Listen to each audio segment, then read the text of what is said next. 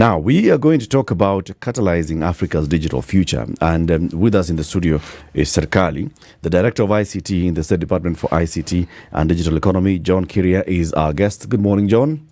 Good morning, Latiff. How are you doing? I'm doing well. Karibu sana to Kenya's biggest conversation. Thank you so much. It's a good morning to be here. Yes.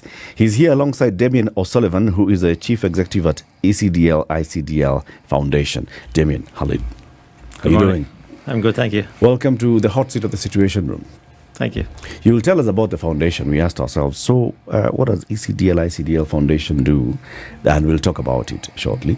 We'll also now talk about catalyzing Africa's digital future and what then happens. But before we do all those things, Citi is going to welcome you with the day's proverb. So your job is to listen to the proverb and give us your interpretation of it. Every week he goes to an African country. He gets us proverbs from that country. The last 3 weeks, this being the third, he is in the Maghreb. Do you know where the Maghreb is? Sure. Where? In the north of Africa. Very good. What's the northernmost part of Africa? What's the northernmost country in Africa? Algeria or Morocco? Or You've done very well. You've mentioned two that are close to it, but the one that is northernmost is actually Tunisia. Okay. Yes. The proverbs are from Tunisia. Our proverbs are from not Tunisia, the Republic. The Republic of Tunisia. Remember when Algeria last week, and we said it's not just Algeria, It's the People's Democratic Republic of Algeria. You have to be careful about these terminologies. Yes. Tunisia shares a maritime border with Italy through the islands of Sicily, Sardinia, and Malta. Story for another day. Okay. The proverb. He sells the monkey and makes fun of the one who buys it. He sells the monkey and makes fun of the one who buys it. And yet he's the one who sold the monkey. This is... He sells the monkey and makes fun of the one who buys it. Okay. So let's start with you, John. What's your interpretation of this one? Maybe I'll borrow the adage of monkeying it up. Yes. And basically, is where, maybe from my perspective, where I come from, you come up with a policy that, backfires on your face, simply put. Yet you are the one who set up the policy or the law. And it comes back to haunt you, There's something like that. Yeah. Okay. That's an interesting perspective. That's an interesting one. Yes. That's an interesting... Damien, what's yours?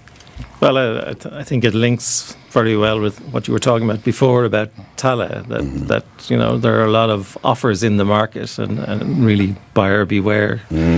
You cannot trust the monkey seller. It's buyer beware. You can't just trust anyone. I like that phrase. You don't trust the monkey seller. Why is he selling his monkey? Yes. And all these things that he's talking about with the monkey. Yes. Why? How does he know them? What does he know about them? So let's start with what we know. The Ministry of ICT and Digital Economy. We know there's a State Department for ICT and Digital Economy. We have hosted the CSs. We have hosted the PS and that.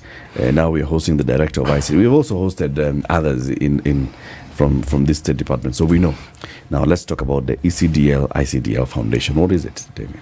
So ICDL is the International Certification of Digital Literacy. So we focus on developing the digital skills of citizens, of workers. So we work all over the world in partnership with government, with employers, with educators to ensure that our current and future workforce have a sufficient level of digital competence to perform effectively. And so partnering with the government is about ensuring that when we think about digital economy, that we're investing in people as much as we're investing in fiber and systems and devices. What is digital literacy? I mean, if I were to ask someone who's never even come across the word digital, how would you explain to them what digital literacy is and how would it apply to them in their everyday life? Well, it's about the effective use of digital devices. You know, we've seen how the smartphone has become such a fundamental part of our lives, and if I can link it again back to what you were talking about earlier, if you think about your medical health or your financial health, your digital health is important. Your ability to use digital devices effectively, and as technology is now embedding itself in the medical world, in the financial world, if you are to be an effective citizen in this world, to understand your medical health, your financial health, your engagement with government, you have to be able to use digital technology effectively. And when you think about your workplace, more and more our workplaces are becoming dominated by digital technology. And so your effectiveness as a teacher, a lawyer, an accountant, a public administrator is determined by your ability to use digital technology effectively. And, you know, as more and more technology comes on stream, and we're thinking of AI and how that will influence us, the people who will adapt to that changing world are those who will have that fundamental digital competence. So they're not afraid of new technology. They can be in control of it, but use it effectively to maximize their own effectiveness at work and in their own lives. You know, it sounds like you people in the ICT field have decided, right, we want to... It's the same way we have, you know, literacy, somebody who can read, and then numeracy, somebody who can actually just do just the basics of numbers, you know, just... And then now you say, okay, so we want to add into something else, the understanding of technology, and you call it digital literacy. But it sounds like it should be, in the modern day age, that's like a normal thing. It's like saying you can read a language. Of course you can read a language. You're speaking one language or another.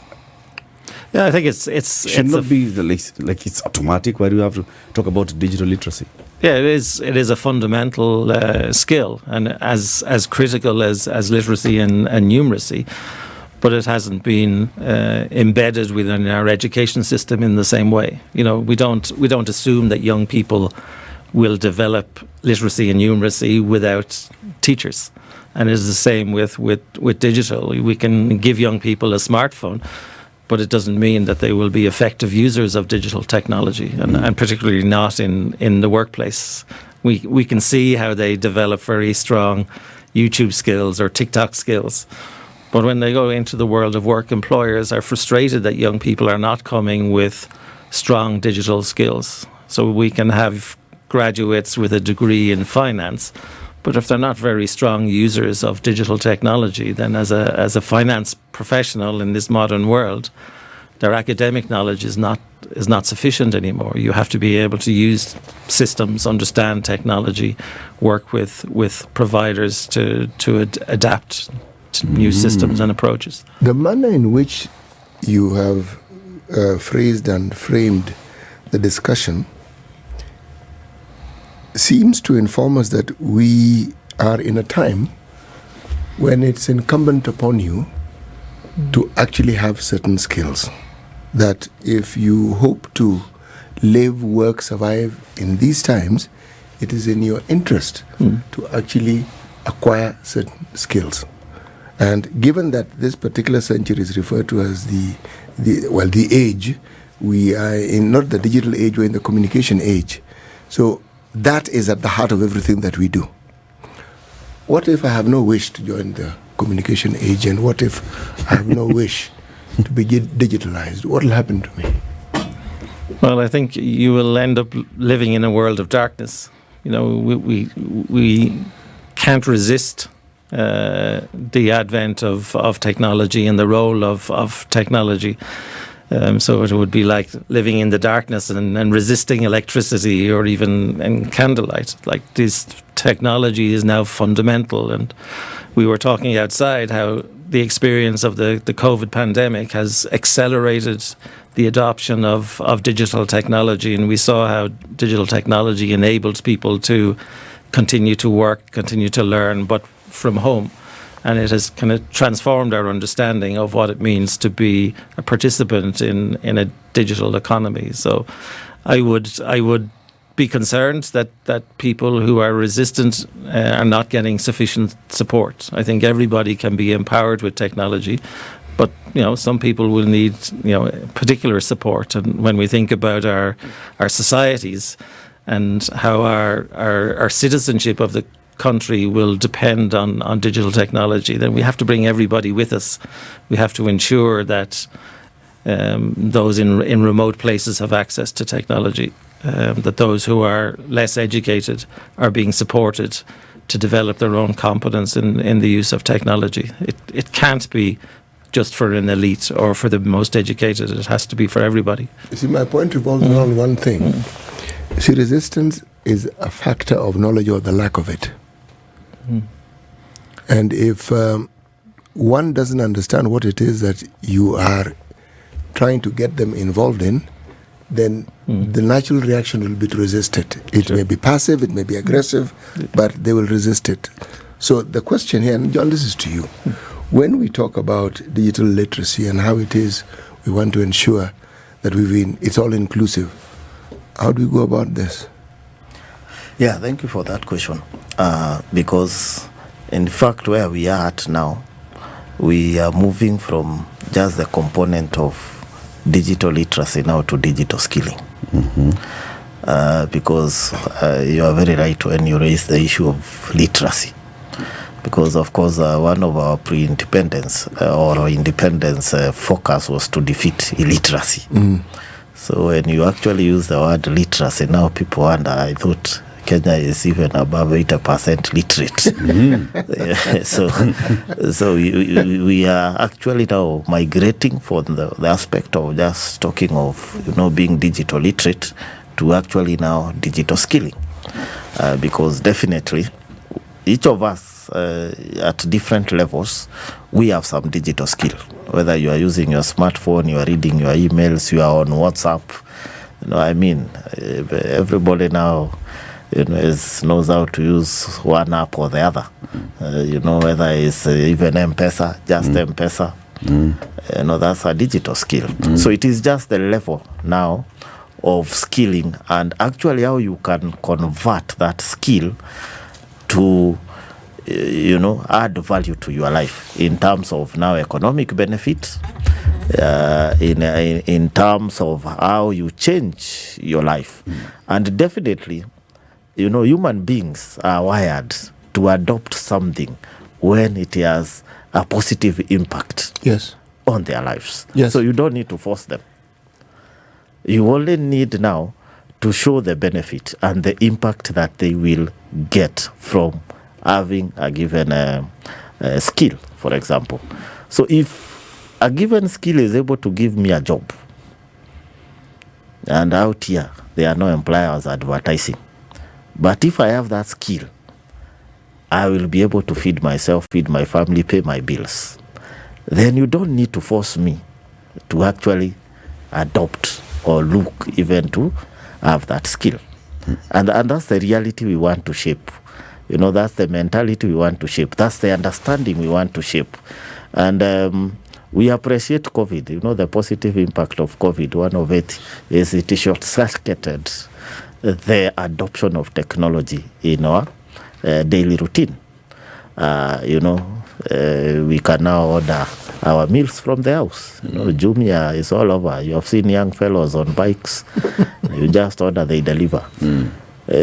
Before that, tell anybody, order your meal, it comes, and they will tell you are crazy. I don't trust that meal. Where is that fellow passing through? Am I sure I will not, I can't trust that meal. But now we trust what that guy delivers. We don't even care where he comes from. I order my pizza, I wait for it, in 20 minutes it comes.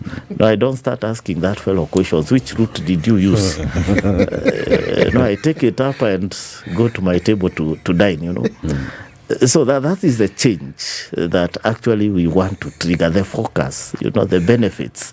So once you show people the benefits, they are able to appreciate. You will actually not force anybody. Because today, you don't force anybody to order a pizza. They gladly do it.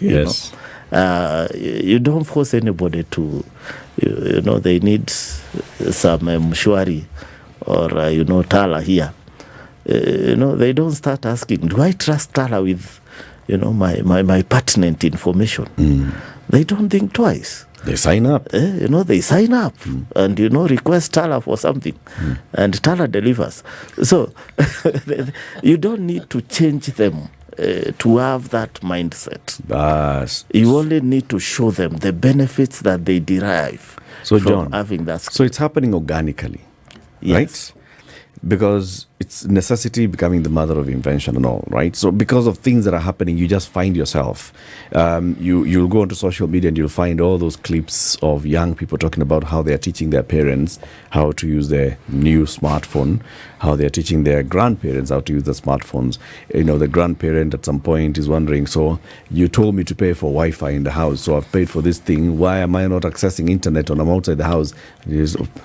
It's Wi-Fi, it's in the house. So it's happening gradually and organically, right? Yeah. So when you now say skilling as a directorate for ICT, and now your focus is on skilling, how are you doing it? Yes, we have various programs. For example, one of our core programs is through our one of our institutions, the ICT Authority. We have come up with a very innovative program, and basically it's not just an innovative program, but it's a huge undertaking. Because when you talk of skilling 20 million Kenyans on basic ICT skills, and we are relatively 40 to 50 million now, we are talking of relatively 50% of the country. Yeah. So it's not a small undertaking, but we have taken up that challenge to ensure that each of these 20 million Kenyans have basic digital skills. And these basic digital skills means that you are able to, for example, monetize. If you are a creative, if you can, using now the power of imagination, what can you bring to the table? When you are empowered in these basic digital skills. Government is having, a drive to even digitize all its services. Yeah. So, for example, how many of these people, of the population is able to go to these online services and use them? A person in Turkana, can they apply for a birth certificate? Can they register a company? Can they apply for passport? Without consulting anyone. 2 a.m. when they're in their house, at midnight. So those are the basic skills we are talking about. So how are you doing it? So give me that example of somebody in. So one is through partnerships. For example, with like ICDL who are here today, we are actually engaging and partnering with the private sector. It's not us doing. Because we can't do it by ourselves. So we are partnering with the professionals in the field. We are partnering with the training institutions out there. And these institutions, we have even been able to map them out, even into regions, where they are effective, where they know the people on the ground, where they can reach the people. So if we map you, for example, to offer the digital skilling in Turkana County, these are your people. You know how to engage them. You have been with them. You can reach them. You can actually even speak their language and be able to bring them to the level of skilling we are talking about, even with their mother tongue. Okay. Yes. Just that I've actually seen one. There's a foundation in Kimano Loitokto called the Nice Foundation. It's by a young lady called Nice Langete. Yes. And, she brings in young girls, especially those who are being rescued from FGM. In some cases, young boys as well who are maybe being rescued from violence at home. And they come in there and they have a classroom in that foundation.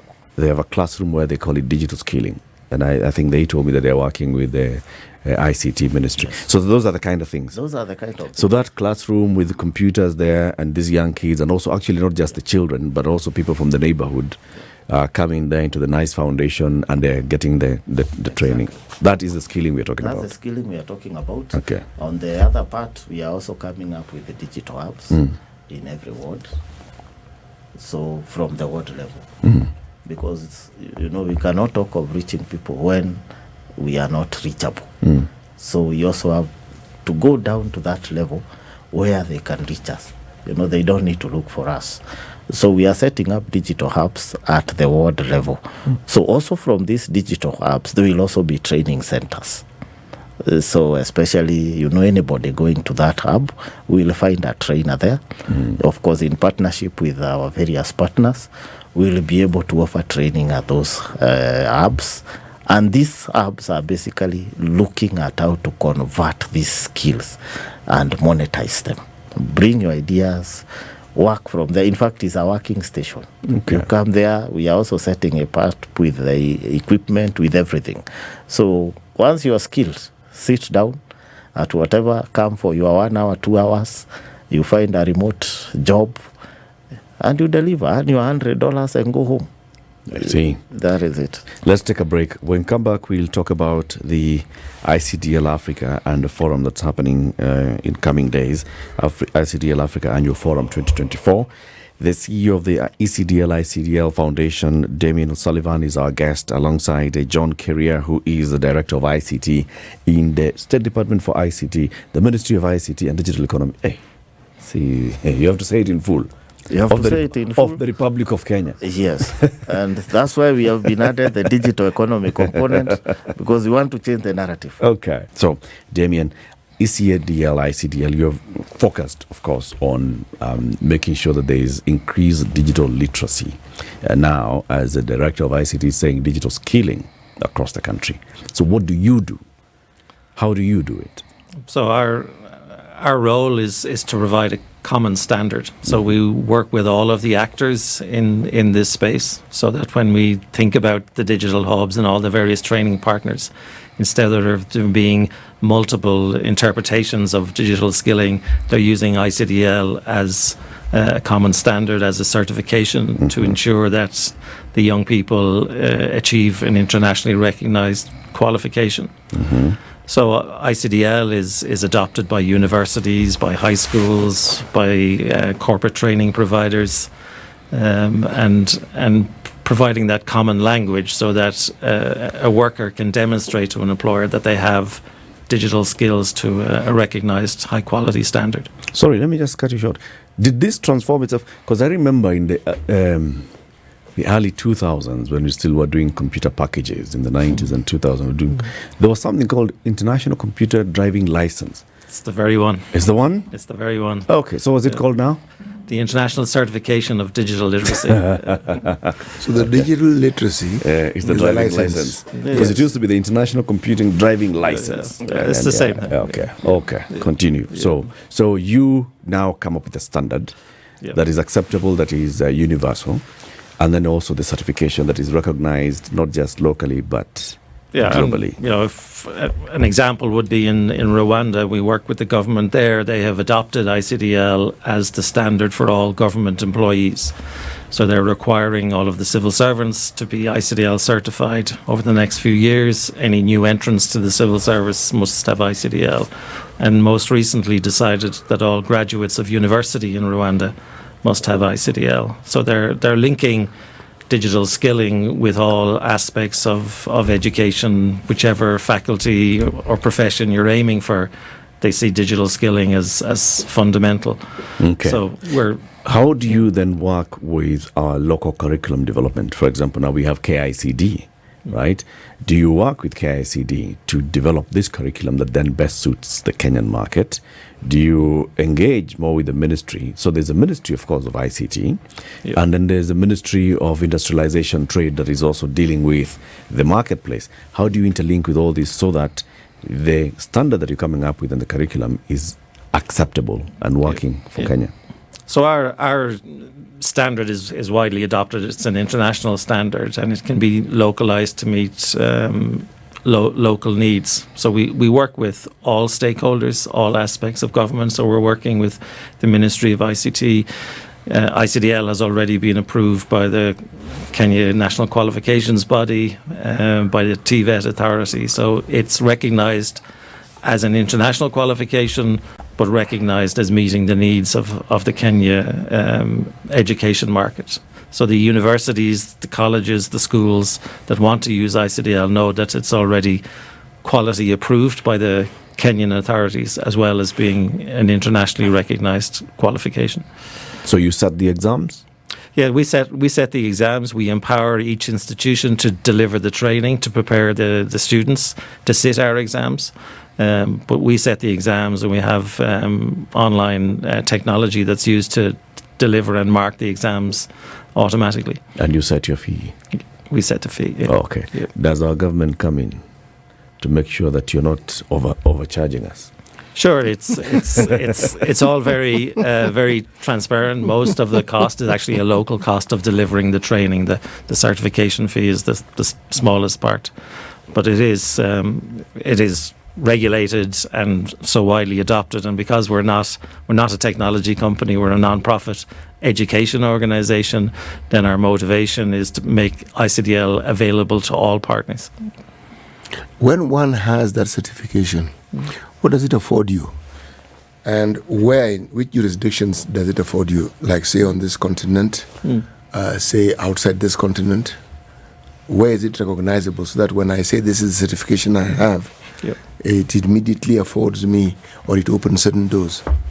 Yeah, it is essentially a passport. It's a digital passport. It will be recognized all over the world as proving that you have demonstrated your digital competence in an independent way. So if you go to Rwanda, it'll be accepted. You know, at our forum on Friday, we have representatives from 30 African countries coming. It's widely adopted across Europe, internationally, and also in Asia. We've been working with the Singapore government. They've adopted ICDL for many years as a standard of digital literacy. So this program originated in Europe but has become a global standard. Does it therefore mean that it becomes then a fundamental requirement if somebody is to be considered to have been adequately not just trained but educated? You said university students upon graduation are all ICDL certified. Yeah. So it means that when one is looking at your qualification, say if you apply for a job, it ought to feature as a basic requirement. This is in Rwanda. Absolutely, in Rwanda. Yes, I'm referring to Rwanda. Yeah. Yes. So all of them in Rwanda, as you graduate, you come out with that certificate. That's their new requirement. So as a graduate entering the employment market, yes, you're highlighting your degree in finance, but you're also highlighting your ICDL certified, so that an employer can have confidence that when you're put at the desk on day one and given a PC, that you're going to be effective, that your knowledge of finance isn't not sufficient. There's this new trend around micro-credentials, that academic qualification needs to be supported by smaller credentials, so proving you are digitally skilled, proving that you have soft skills, that you are a team player, that you can communicate with customers. And that's what's happening in higher education now. Institutions looking at not just the fundamental academic qualification, but what other supports, training, micro-credentials should be provided to young people, because employers are sometimes frustrated that the education system is not producing young people who are work-ready. You know, employers are having to invest in training. You know, you would expect when you hire a young person, they're bringing new skills. So that's the requirement now is that academic knowledge is complemented by industry certifications, by professional exams, maybe if you're in law or accountancy, and by digital skills, which are kind of the unifying skills that all faculties need to offer. So in Rwanda, would you say that the digital skills are part and parcel of the curriculum that they have in their learning processes? Yeah, absolutely. How early do they start this? Well, it's starting in secondary school level now. The kind of fundamentals of computational thinking you can start in primary school. Isn't that a bit too late? Secondary school is late, isn't it? Yeah.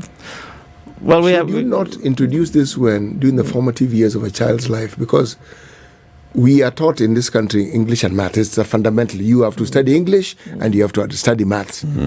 and then Kiswahili. Other things may come along, but these two are fundamental. Now, if we are in the communication age, should these digital skills then not be introduced at the earliest possible moment? So that by the time, and it becomes an examinable subject, so that by the time someone is going to the next level of their learning, they already have an understanding, instead of being ambushed by this thing when you're in secondary school and you're wondering what on earth they're talking about. Yeah. Look, I think it's about maximizing the resources available. We certainly need to ensure that earlier and earlier we're using technology. So what we learned from COVID is it's not just about preparing young people for the world of work, but using technology in the education system, and certainly. With the higher end of primary school, we can expose young people to technology, but the kind of foundational skills that we need, the computational thinking, can be taught without using devices. It is a way of thinking, problem solving that with 5, 6, 7-year-olds you can do without looking at devices. We don't want to start them too early. Why? But why don't you want to start them too early? Well, we know that there are negative aspects to how young people use technology. Yes. Yeah, and they can be led by the technology. So, with young minds, we want to foster creativity and computational thinking. But I think when we start thinking about the use of technology as a tool, then that can come at the higher end of primary school into secondary school. I fault that thinking. I think there's a mix of the two, and maybe John, because I'm sure you've been in this field for a while. When the Jubilee administration was advocating for computers in schools, this was the thinking of the people in ICT. How do we improve our digital literacy? And then let's study at that primarily. So what you do just to start. So in terms of reading, we have books, and they're provided in schools. In terms of math and English and language and reading and writing, we have that. We have blackboards and chalk in school. In terms of digital literacy, that was the push then for the laptops. The free laptops for all primary school children in the country. It was the forward thinking at that point. Of course, now I'll not put you on the spot and ask you, so what happened to that program? But probably that was the thinking, City. That if you do that at that stage, then you're starting them with a device. It has a simple, you'll put some learning material on this thing. The children will be able to open, navigate through a tablet, navigate through some devices. They're already starting the digital learning and scaling. And then at some certain level now, maybe as you grow older, then you're getting into the deeper things. It's the things about the technocrats in government who think, and then the other guys who do. There's an entire division within the education sector called the Institute of Curriculum Development that we have in the country. You see, why I am faulting that thinking is this. Anyone who has understood the development of children will tell you that there's something they call the formative years. And it is argued by those who have come up with the research on this field that during those years, whatever it is that they are taught tends to stick. And it then forms the foundation on which they do whatever it is that they do. Now, if we are in the information age and we are to keep abreast with the rest of the world, does it not then stand to reason that the earlier we start this process, the better? Because other people are starting at a much earlier stage. In fact, other children in the same republic are starting much earlier. Yes. They're engaging with devices much earlier. Yes. Right? So they have an upper hand when it comes to later scaling. Yes. So it's just basically ensuring that there is universal access to the digital skills across the country, which is why I was saying, City, I think the technocrats in government have thought it through. They've put it down on paper. Then the other guys who come in to get things done. Yes. You see what Damien has said, which makes a lot of sense, and I like the thinking from that perspective, is you start with the possible harms. It is good thinking. Mm-hmm. It's good thinking in that you work understanding that these harms are the things you must avoid. So even as you plan and you seek to implement, you have this in mind, Assuming that it's all good would be a fallacy. Assuming that it's all good would be a fallacy. Because other people are starting at a much earlier stage. So if we are in the information age and we are to keep abreast with the rest of the world, does it not then stand to reason that the earlier we start this process, the better? But the sooner one is equipped, if I take something like a simple sport like football, and I look at some of these thrilling soccer players, it is amazing at what age they actually start playing football. And so by the time before adolescent, they're already really very good before adolescence. The motor skills have been fine-tuned. Whatever it is, everything that they have to do with it. Now, something that is going to be part and parcel of your life from now ad infinitum, surely, Damien. I was, a long time ago, I was a primary school teacher and a principal in a primary school. So I have a good understanding of the young mind and their capacity to learn. I think sometimes we see technology as the solution to all of our problems.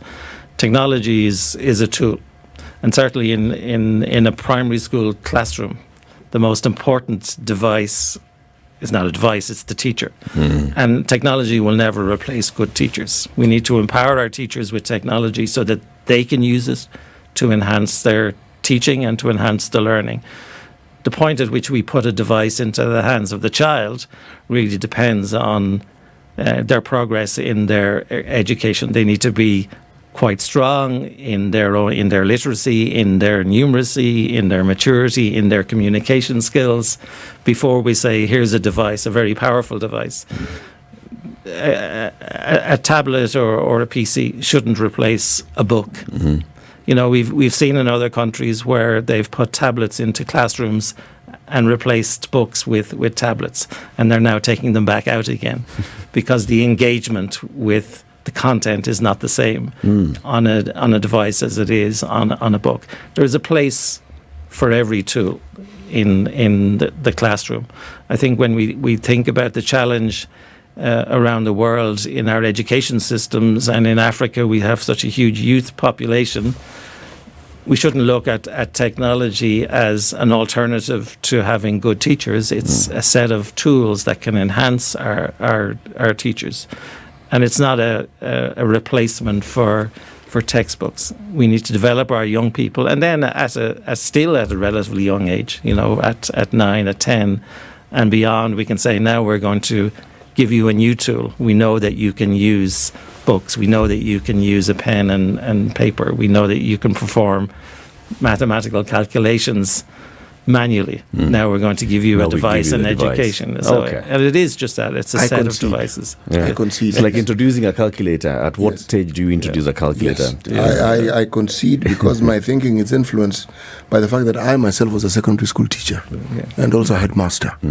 Yes. So that we have so much in common. Yes, so that is what has influenced my thinking. Yes. Now you've seen it from the lower. Yes. The lower I had not given thought to that perspective, and he is right. Yes. So this Friday, the 25th, right? The ICDL Africa Annual Forum is taking place. So what's that about? So this is an annual forum. This is the first time we've held it outside of Rwanda. Our Africa headquarters is in Kigali, and every year we have this forum. We're coming to Nairobi. We're bringing together all of our partners and stakeholders from across Africa, representatives of government, of employers, of educators, exchanging best practice on how do we develop our workforce, how do we develop our young people to have a strong level of digital competence. So we'll have examples from countries like Rwanda where they're showing how they're using ICDL to establish this national standard, and we'll have educators saying this is how they're using it in higher education, in secondary education. How many participants? I think there's over 200 registered to attend in person. We're honoured to have His Excellency the President of the Republic of Kenya joining us.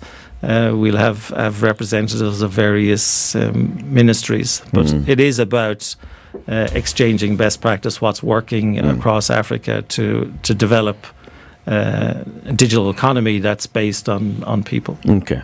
John, this will be your opportunity to shine for the Africans to come and see what Kenya has been doing. When we say that we are ahead of everybody else, there's something we'll be showcasing. What do we expect that your directorate will be showcasing? Yes, that's a very good question, because as Kenya, we have also advanced, especially post-COVID. We have advanced in leaps and bounds in terms of the digital skilling aspect. So we will be holding some exhibitions during the conference to showcase the local, component, the innovations that we have, the output, the creative nature. So we'll be showcasing this to show what our people can dream about and actually be able to output it once they have the digital skills. So this is a forum where we are able to show the benefits. As it was saying, how do you, make people not to come and resist. So when you come and see, you are converted. You are a converted believer. That we are not just saying these things, but we can show you that once we have taken you through maybe the ICDL training, any other sort of training, what can you achieve? How can it change your life? How can it impact your life? You will see people there who have developed applications. You will see people there who have come up with companies, just from maybe having a skill, and they have converted that skill to a company that is employing people. You will see people who are now engaging the world, just from the comfort of wherever they are located. So the world becomes your marketplace. And looking at where Africa has come from in terms of marketplace, starting with the barter trade, where we bring our animals and other things to barter trade. And now we have a huge global market. E-commerce is now the norm. And, import-export has become that easy. You don't need to take a flight to China. China is here. So there before, people would ask, how much does it cost to travel to China? So you don't need to travel. Just at the click of your button, you can order a whole container and it comes. You wait for it at your doorstep. So that is the reality that we are talking about. That is the truth of it. The products that we have here, we can also now market them out there. You don't just, if you have your mangoes, you don't need to even, how do they arrive in London? London is at the doorstep of your keyboard. You only need to package that mango to place it digitally for the customer to see it, and it can land in any London store. And that is the reality of things. So we want Africans, we want Kenyans, we want the continent to see these things in reality and take advantage of them. Because one thing we have is we have the benefit of our environment, which can trigger, any sort of creative and innovation, because we don't have many things already done. And that's the benefit. These blue chip companies that are now, ranked number one, they are there because the environment allowed them at that time. The social networking sites that are there now, ranked number one globally in terms of revenue, exist because they had the environment to trigger the creative nature, and they could now dream. How do I talk to my friends, for example, Facebook? How do I get connected to my friends and share my photos? When I go on holiday, for example, when I go, visiting, how do I show my friends where I am at? Just thinking, now, it's a blue chip company. That is one of the highest revenue. So the environment we have also, for us, I say it's an opportunity. Because having not many things done gives us an opportunity to dream them. Right. And now, once you develop and package, we will be the next blue chip companies. Where will this forum be taking place? So the forum is here in Nairobi. In the Safari Park. Yeah, Safari Park. Safari Park. Yeah. Is it open to everyone? Well, you have to register. You can go to our website and register to attend. But I'd say there's probably very few spaces left. Very few slots remaining. So if you have to do it, you have to do it now. Exactly. Okay. I think it will be a very interesting one to have. And John, make sure that it comes back to Kenya next year, so that we have an opportunity again to showcase to more and more people in the world what opportunities are there in Kenya, and also just to expose all those Kenyan people who are using digital skills and digital marketplaces to the world. Thank you very much, gentlemen, for joining us this morning and for this conversation. I've just remembered as we were talking about an example of what digital literacy is. Our friend Kwambai, we work with him here, he's our boss. He was telling us how they were taught how to use a computer. And so these computers, these guys from Baringo had computer, just computer. Then he's seeing the screen. There is a mouse. The thing is on. And then they're told, grab the mouse. Okay. So drag the mouse. Okay. Then they're told, go to the window and double click. Guy stood up, went to the window and...